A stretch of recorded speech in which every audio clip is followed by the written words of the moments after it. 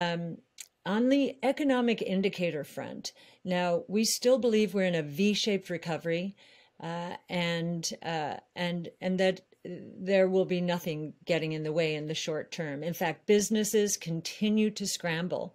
They cannot keep up with what's going on out there. Now, you wouldn't know that from the employment report we just got today. The employment report was quite weak relative to expectations. So an increase of 266,000 in non-farm employment. The expectation was close to a million, an increase of a million. And if you take the downward revisions, the net employment increase was closer to only 188,000. So what is going on if businesses are scrambling and can't meet demand?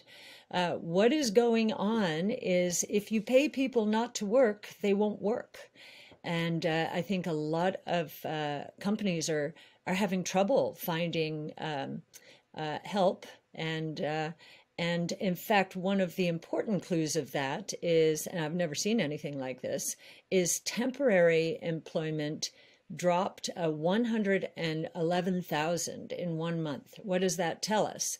It tells us, though, that those companies who have hired temps and realize they cannot find employees on a permanent basis, they are luring the temporary employment, the people who are working for them temporarily, they're luring them in probably with some pretty good packages. And what we saw in average hourly earnings would confirm that. Leisure and hospitality is picking up dramatically now.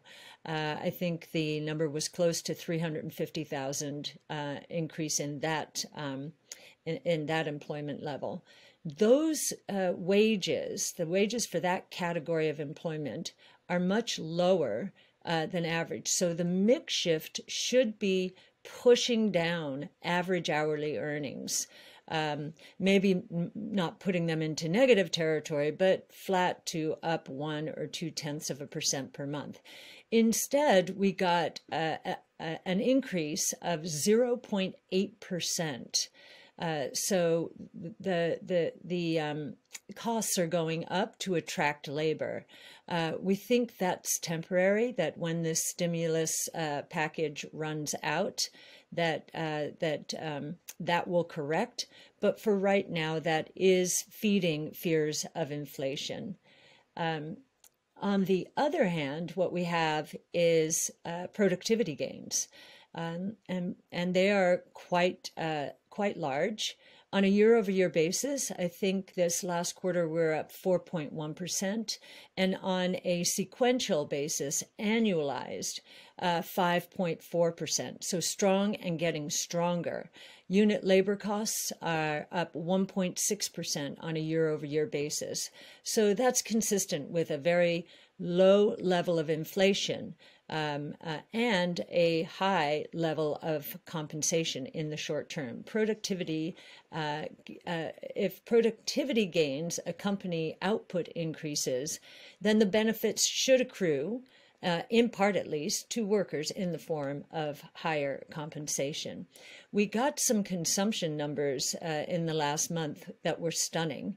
The retail sales report, the expectation was that retail sales would increase 5.8% in March as the stimulus checks were going out. Instead, the number was 9.8%. Now, that's not a year-over-year increase. That is a month-to-month. So think about that. If you annualize almost 10%, that's more than 100% growth. So stunning, stunning consumption gains. At the same time, industrial production is lagging expectations. Industrial production in March was up only 1.4%. The expectations were that it would be up 2.5%. That did not happen. Again, part of the reason is labor shortages, and again, businesses are scrambling.